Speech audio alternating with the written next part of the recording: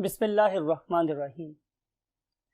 My dear students, I am Shahzad Waheed और मैं आप लोगों से पंजाब ग्रुप ऑफ कॉलेजेस के प्लेटफॉर्म से मुखातिब हूँ।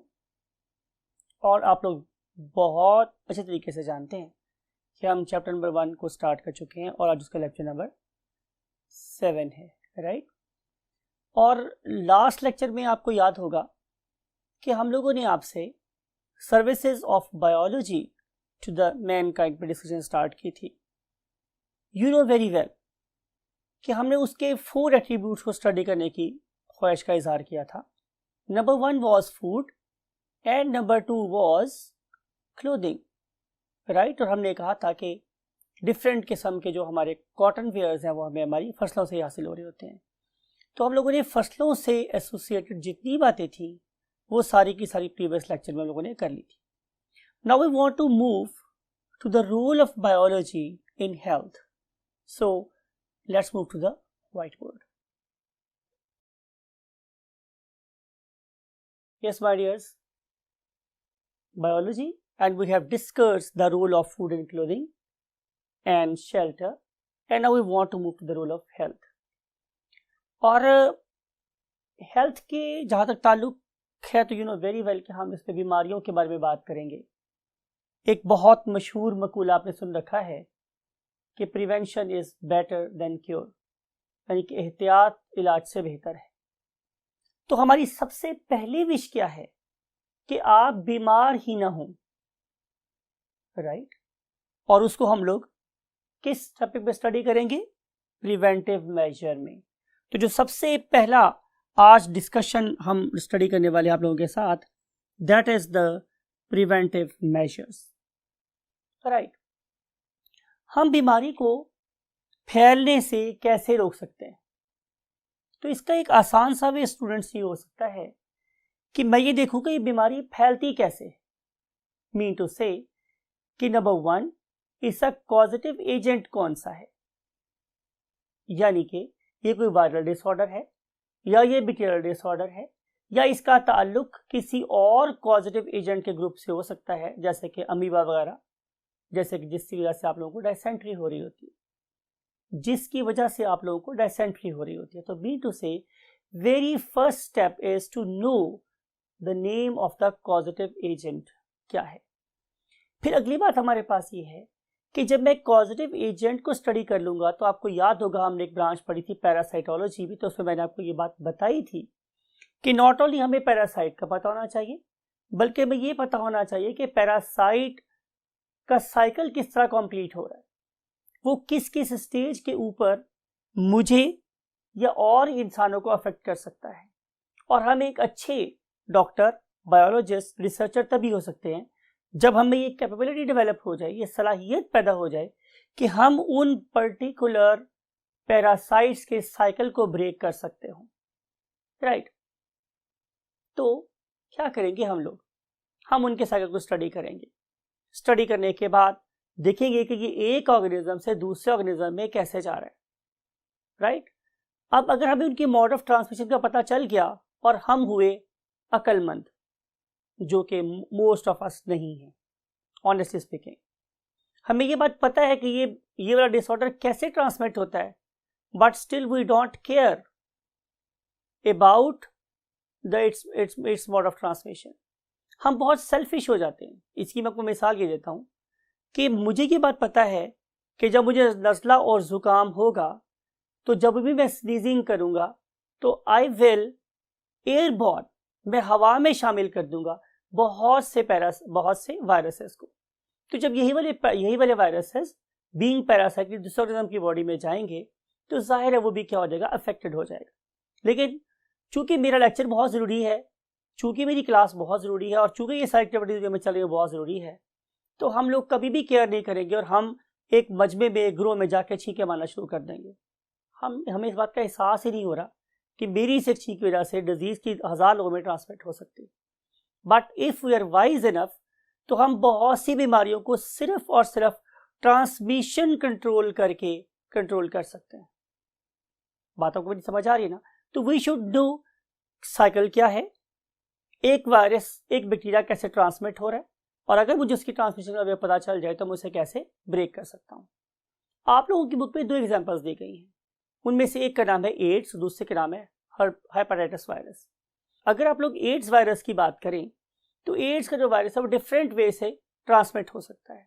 मिसाल के तौर पे अगर एक ऑर्गेनिज्म जो एड्स का शिकार है उसकी यूज की हुई सिरिंज मैं किसी हेल्दी पर्सन में यूज कर दूं, खुदा ना खास्ता, क्या हम इतने स्टूपिड हों, राइट? लेकिन अगर मैं एक कंटेमिनेटेड पर्सन की सिरिंज हेल्दी पर्सन में यूज करूंगा तो फिर वो हेल्दी पर्सन भी एड्स का शिकार हो जाएगा।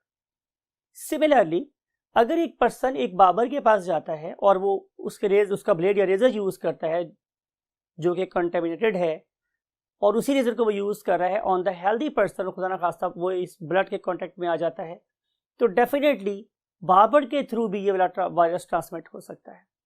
जो हमारे डेंटिस्ट हैं उनको बहुत गौर से ये काम करना चाहिए कि whether patient is suffering from AIDS और नॉट, बिकॉज के once their tools are contaminated with this HIV, so they can be a source of contamination to thousands of other people.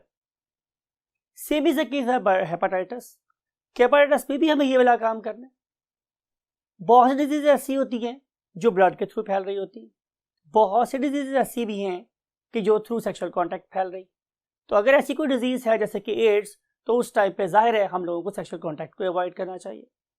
अगर कोई चीज फैल रही है कहाँ से, ब्लड के थ्रू, तो जितने भी ब्लड डिपार्टमेंट से एसोसिएटेड लोग हैं they should avoid direct contact with the blood, because कि वो कभी भी उनकी जान ले सकता है। तो ये सारे के सारे प्रिवेंटिव मेजर्स हैं जो हम लोग ले सकते हैं टू ब्रेक द साइकिल। इसके अलावा एक और चीज़ बड़ी इंपॉर्टेंट है, वो क्या है कि हम पब्लिक अवेयरनेस दें, और पब्लिक अवेयरनेस देने का डिफरेंट मीडिया यूज हो सकते हैं। For example electronic media use हो सकता है, प्रिंट मीडिया यूज हो सकता है, अखबारों में हम इश्तहारात दे सकते हैं, हम लोग बिलबोर्ड्स लगा सकते हैं, हम लोग सिंपल बैनर्स लगा सकते हैं लोगों को किसी चीज़ से अवेयरनेस देने के लिए। इसकी बेस्ट एग्जांपल हमारे इसी चीफ मिनिस्टर के दौर में डेंगू का अटैक हुआ और बहुत इफेक्टिवली उसको मीडिया के थ्रू और दूसरे लोगों को अवेयरनेस दे के कंट्रोल किया गया।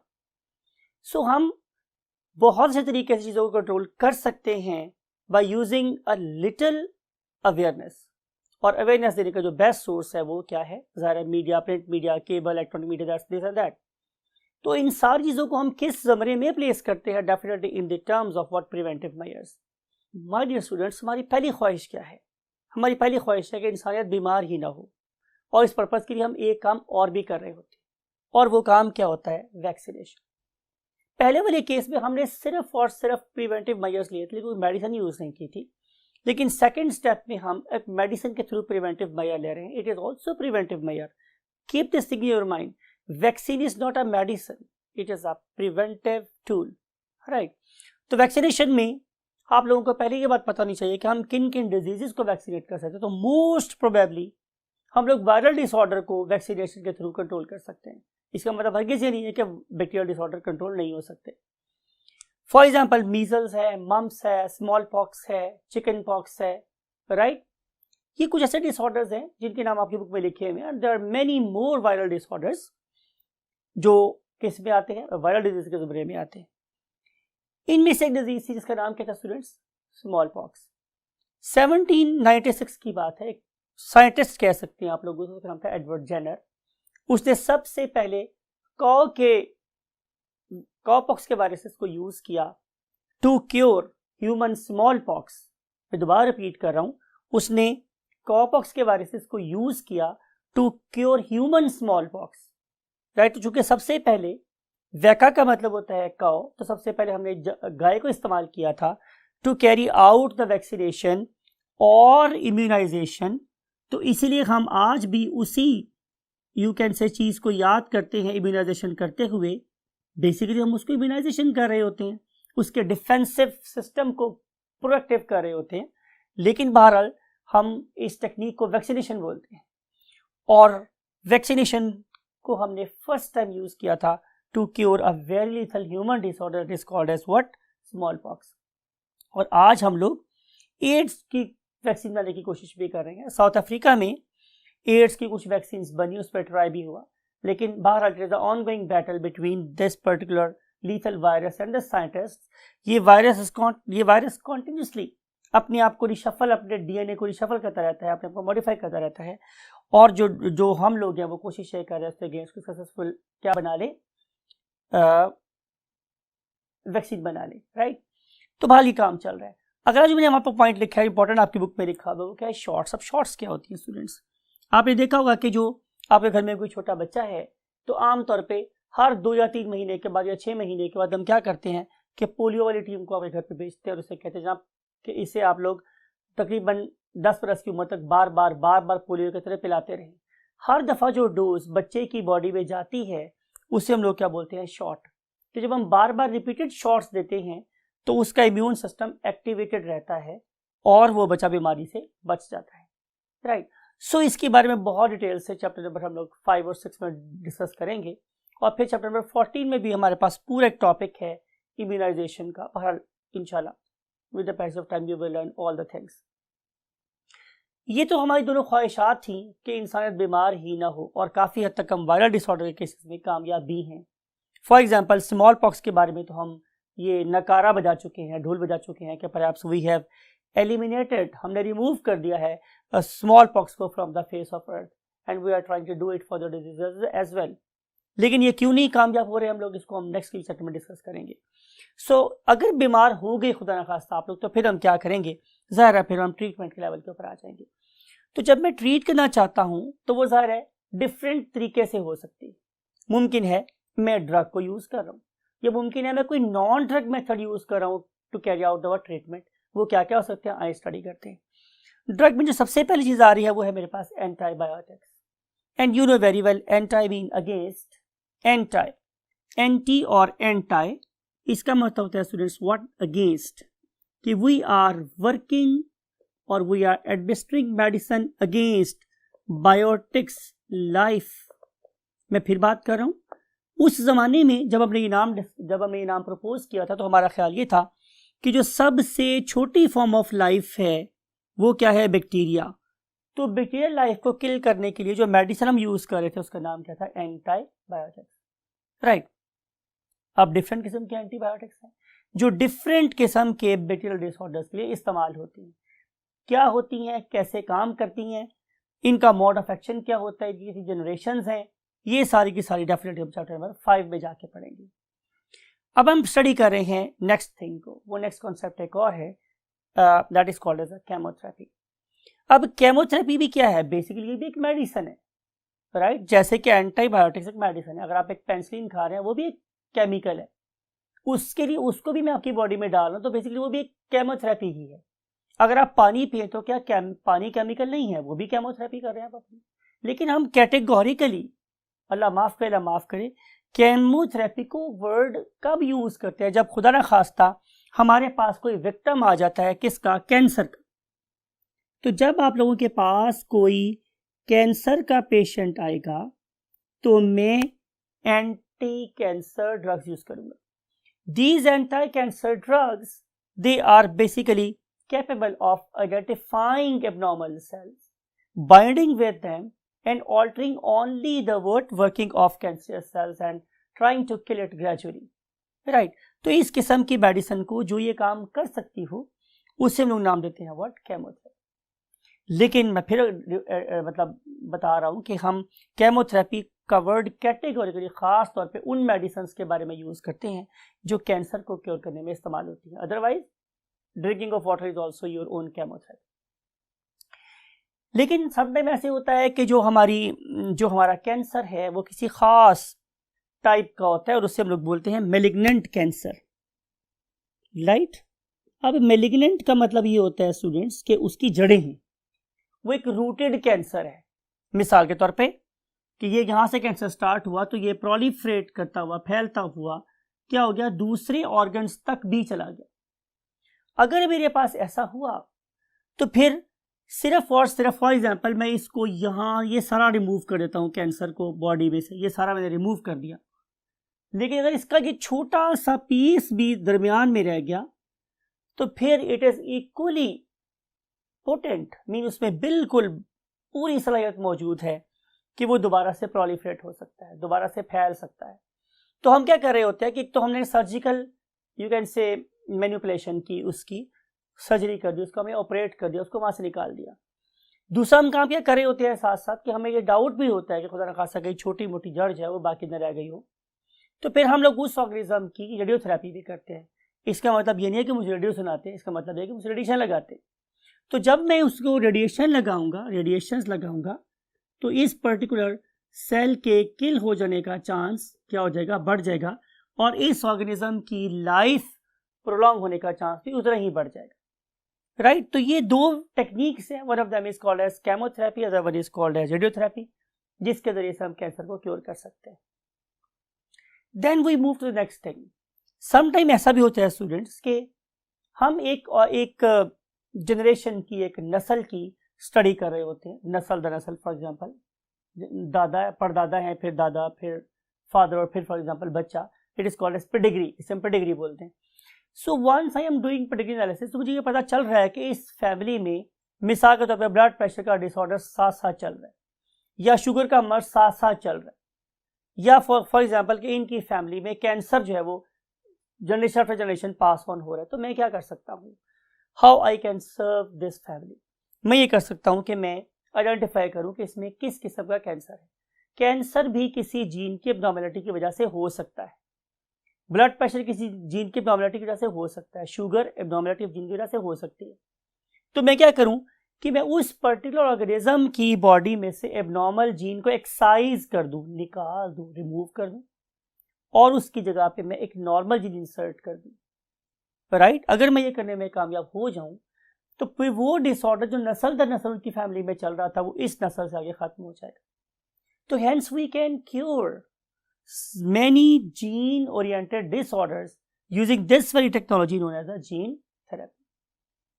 अब अगर मैं इन सारी की सारी चीजों को आपस में मिला लूं, किस लिए? Just to serve human being. मेरी ख्वाहिश क्या है, आरजू ये है किसी आंख में कोई आंसू न रहे, आरजू ये है किसी आंख में कोई आंसू न रहे, इलाही मेरे हाथ में कोई ऐसा टूल दे दे। मेरी ख्वाहिश यही है कि इस दुखी इंसानियत के लिए चाहे मुझे एंटीबायोटिक यूज करनी पड़े, चाहे मुझे केमोथेरेपी यूज करनी पड़े, चाहे मुझे रेडियोथेरेपी यूज करनी पड़े, चाहे मुझे जीन थेरेपी यूज करे, I want to integrate my all efforts, IDM।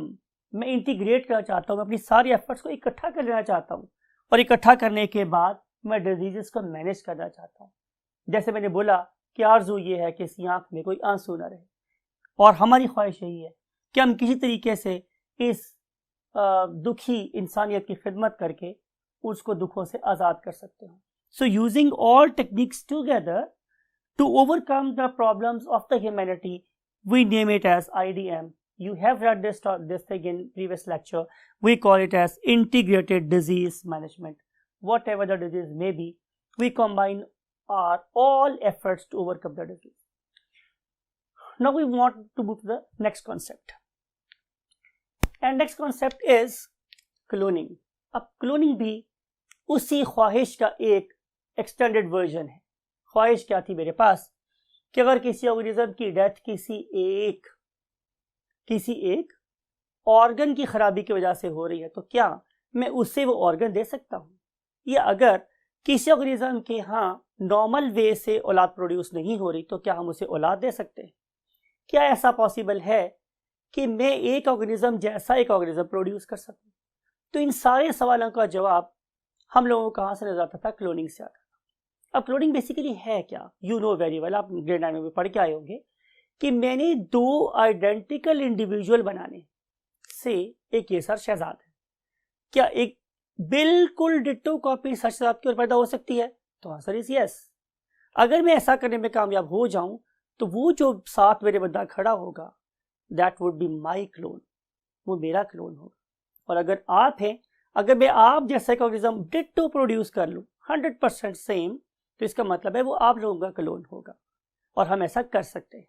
इसको समझाने की भी मिसाल दे रहा हूँ, it is not applicable, I know this thing, कि मिसाल के तौर पे मैंने एक ऐसा बॉडी का पार्ट लिया जिसका ताल्लुक सेक्सुअल रिप्रोडक्शन से नहीं है। फॉर एग्जाम्पल मैंने ईयर ले लिया, मैंने नोज ले लिया, मैंने टंग ले ली, मैंने कोई स्किन का सेल ले लिया। उस पर्टिकुलर सेल से अगर मैंने एक ऑर्गेनिज्म क्रिएट किया तो डेफिनेटली उसमें कोई मियोसिस नहीं हुई, उसमें कोई म्यूटेशन नहीं हुई, उसमें कोई जेनेटिक रिशफलिंग नहीं हुई, तो ये वाला सेल या इससे प्रोड्यूस होने वाला इंडिविजुअल एग्जैक्टली 100% मेरी कॉपी होगा। तो इसलिए मैं बोल रहा हूँ कि cloning is basically asexual method of propagation. ये ऑर्गेनिज्म के नंबर बढ़ाने का एक सेक्सुअल मेथड है, और उस एसेक्सुअल मेथड को हम ये भी देख सकते हैं कि cloning is a method of asexual reproduction. Method of asexual reproduction producing identical individuals. Identical का मतलब है बिल्कुल एक जैसे, राइट। कहाँ होती है ये? क्या क्लोनिंग दुनिया में कहीं हो रही है? तो मोस्ट ऑफ द प्लांट्स में तो हम ये क्लोनिंग करवा सकते हैं। मिसाल के तौर पे आपके पास एक रोज का प्लांट था, आपने उसके स्टेम के 3 पीस किए और उनको 3 कलमे बना के जमीन में लगा दिया। चूंकि ये एक ही पौधे से बने हैं और इसके अंदर कोई रिप्रोडक्टिव ऑर्गन इन्वॉल्व नहीं है, यहाँ सिर्फ और सिर्फ माइटोसिस हो रही है, तो हम इसे बोलेंगे ये आपस में एक दूसरे के क्या है, क्लोन्स है। तो हम इस मेथड को क्या बोलते हैं, क्लोनिंग। लेकिन क्या ये जानवरों में होती है? तो आंसर इज के most of the organism they do not carry out this process, लेकिन डेफिनेटली जानवरों के ग्रुप में भी ऐसा हो रहा है, राइट। तो यह उसके अकरेंस के बारे में कुछ बात। सबसे पहले 1997 में स्कॉटलैंड की बात कर रहा हूं मैं, स्कॉटलैंड में सबसे पहले एक शीप प्रोड्यूस की गई और उस शीप का नाम क्या था स्टूडेंट्स, डॉली। ये पढ़ा होगा आप लोगों ने डेफिनेटली। हमने सबसे पहले एसेक्सुअल मेथड से डॉली को प्रोड्यूस किया था। फिर अगर आपको ये बात समझानी है कि इसकी टाइप्स कितनी हैं, इसकी स्टूडेंट्स मेरे पास 2 टाइप्स है। One of them is called as somatic cloning, right, and other one is called as zygotic cloning.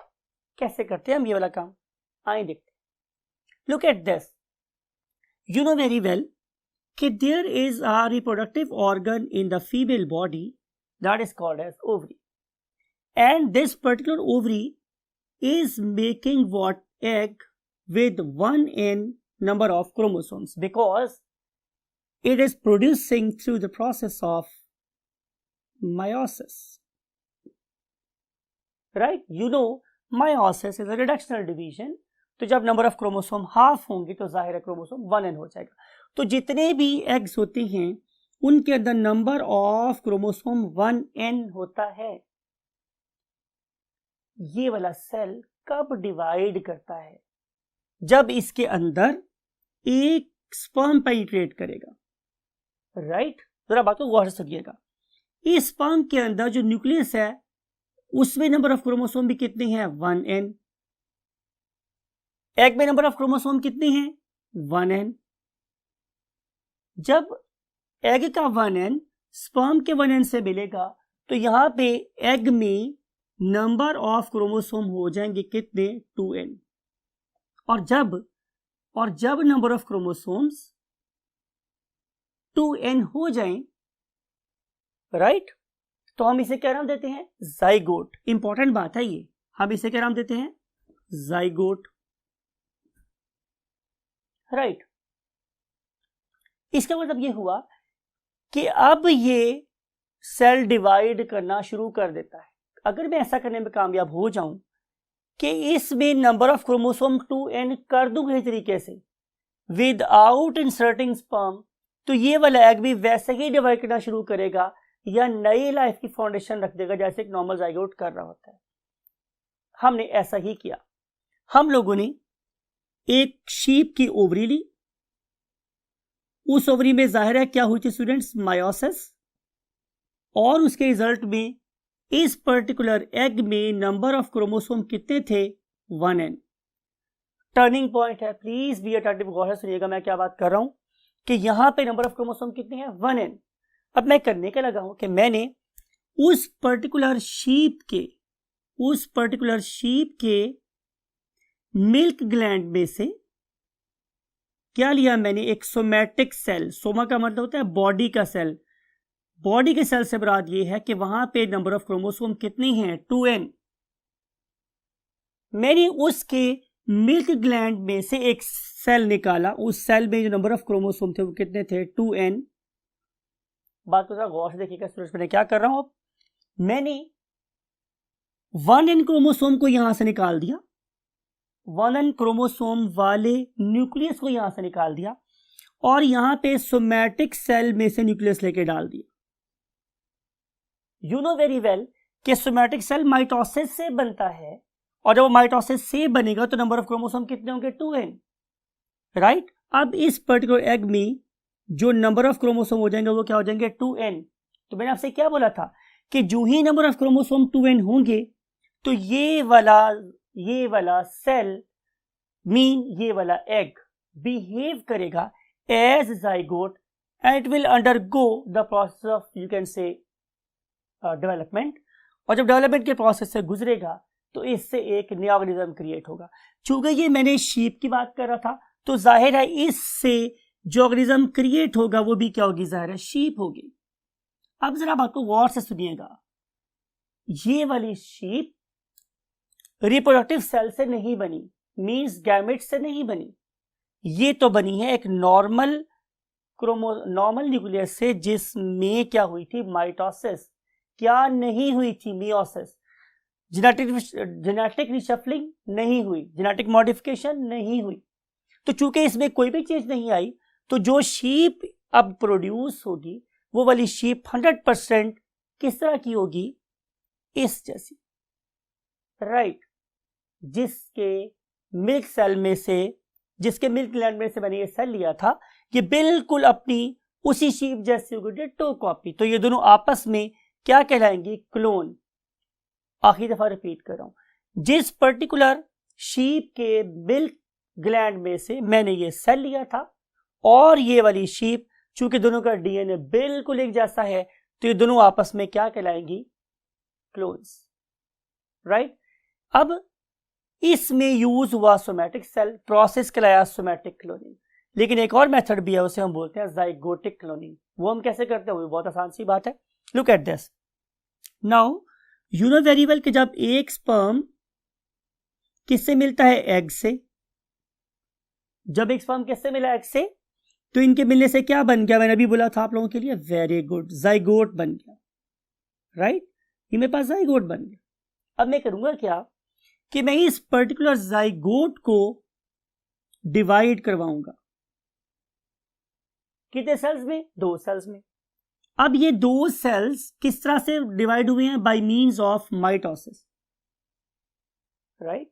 यानी कि अगर इस जाइगोट में नंबर ऑफ क्रोमोसोम 2n थे तो इससे प्रोड्यूस होने वाले ये वाले 2 सेल में नंबर ऑफ क्रोमोसोम भी क्या होंगे, 2n और 2n। फर्ज कर लेते हैं कि जब ये वाले 2 सेल डिवाइड हुए, राइट, तो मैंने इनको दोबारा सेपरेट कर दिया, फॉर एग्जांपल इस तरह से। अब ये 2 सेल बन गए, चूंकि माइटोसिस हो रही है तो यहां नंबर ऑफ क्रोमोसोम भी क्या होंगे, 2n, और यहां भी क्या होंगे, 2n। Same is a case here, यहां भी 2n होंगे और यहां भी क्या होंगे, 2n होंगे। यानी कि मैं जाइगोट को इंटैक्ट नहीं रहने देता, यानी कि जाइगोट के सेल्स को जुड़ा नहीं रहने देता, बल्कि मैं सेल्स को सेपरेट कर देता हूं जब भी वो 2 होते।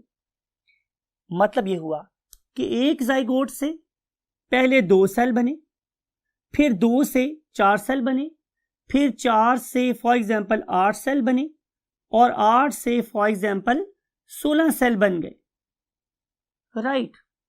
तो बड़ी आसानी से मैं सिंपल इस एक जाइगोट से 16 जाइगोट बनवा सकता हूं, 16 जाइगोट। तो एक वक्त में मैं एक जाइगोट से बड़ी आसानी से 16 इंडिविजुअल बना सकता हूं। मीन टू से कि ये जाइगोट से बनने वाले आइडेंटिकल्स हैं, जाइगोट से बनने वाले क्या हैं, क्लोन्स हैं। अगर आप देख रहे हैं कि 2 बॉयज प्रोड्यूस हो गई जगह पर ट्विंस मीन्स, या 2 गर्ल्स प्रोड्यूस हो रही हैं ट्विंस, और दोनों बिल्कुल एक जैसे हैं, तो वहां पे भी यही प्रोसेस हुआ था कि एक जाइगोट स्प्लिट हो गया था इनटू 2 सेल्स, और उस पर्टिकुलर 2 सेल से फिर बिल्कुल 2 डिफरेंट इंडिविजुअल्स क्रिएट हुए जो आपस में क्या कहलाते हैं, आइडेंटिकल ट्विंस, राइट। तो यहां पे यही बात हो रही है स्टूडेंट्स कि अगर मैं एक जाइगोट को डिवाइड कर रहा हूँ इंटू 16 इंडिविजुअल, तो चूंकि वो सारे के सारे एक ही जाइगोट से बने हुए हैं तो आपस में क्या कहलाएंगे, क्लोन्स कहलाएंगे, और इसे हम बोलते हैं जाइगोटिक क्लोनिंग। सवाल ये है कि इस पर्टिकुलर मेथड को यूज करने का या इस पर्टिकुलर मेथड को यूज करने का एडवांटेज या एप्लीकेशन क्या है, तो आंसर है कि आप लोगों के पास डिफरेंट किस्म के प्राइज एनिमल्स होते हैं। प्राइज एनिमल्स मींस कि उनकी जो कैरेक्टरिस्टिक्स होती हैं वो बड़े यूनिक हैं। For example, they can grow to very large organism, they can win many races like horses in case of horses, or in the terms of you can say bulls होते हैं, prize bulls होते हैं for example. तो इन particular unique animals को reproduce करवाने के लिए हम लोग ये वाला काम कर रहे होते हैं, to conserve their genes in the gene bank. So this is all from this lecture. I hope कि आप लोगों ने बहुत डिटेल के साथ इन सारी एप्लीकेशंस को अंडरस्टैंड किया होगा कि हम किस तरीके से इंसानियत की हेल्प कर रहे हैं या करना चाहते हैं। क्लोनिंग के अंदर भी जो हमारा बेसिक एम था वो यही था कि अगर मेरे पास एक इंडिविजुअल है जो बहुत वर्दी है और वो किसी एक ऑर्गन के खराब होने की वजह से मर रहा है, तो मैं उस ऑर्गेनिज्म को उसके क्लोन में से निकालूं और इसकी बॉडी में डाल दूं। मिसाल के तौर पे एक बड़ी चीज़ एग्जाम्पल आपको दे रहा हूँ, एक पर्सन, एक साइंटिस्ट, एक बहुत यूनिक पर्सन डाई हो रहा है, मर रहा है due to hepatitis C for example. तो मैं क्या कर सकता हूँ, मैं हेपेटाइटिस तो मैं लिवर ट्रांसप्लांट कर सकता हूँ। आपको पता है कि मैं लिवर का जस्ट 1/6 पार्ट भी, 1/6 हिस्सा भी ग्राफ्ट कर दूं तो उस डोनर को 1/6 लॉस होने का कोई नुकसान नहीं है, लेकिन 1/6 लिवर लेके रेसिपिएंट जो जिसने लिवर का 1/6 पार्ट रिसीव किया है उसकी लाइफ जरूर बच सकती है।